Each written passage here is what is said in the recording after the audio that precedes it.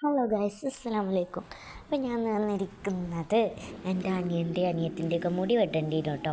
അപ്പോൾ എൻ്റെ അനിയൻ്റെ മുടി കേട്ടോ ആദ്യം വെട്ടുന്നത്, പിന്നെ എൻ്റെ അനിയത്തിൻ്റെ മുടി വെട്ടാൻ വിചാരിച്ചു. ഞാൻ ഇപ്പോൾ ഉള്ള സ്ഥലത്തിൻ്റെ പേര് പറഞ്ഞില്ല, മാനിപുരം.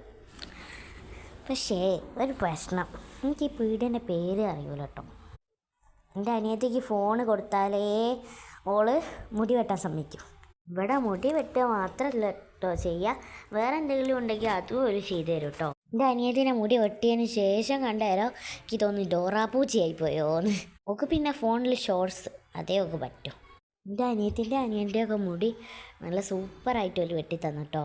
അപ്പോൾ പിന്നെ ഞങ്ങൾ പോകാൻ പുറത്തിറങ്ങി. ഞാൻ പീടിയൻ്റെ പേര് നിങ്ങൾക്ക് കാണിച്ചു തരാം. എൻ്റെ അനിയൻ്റെ മേലൊക്കെ കുറേ മുടി ഉണ്ടായിരുന്നു കേട്ടോ.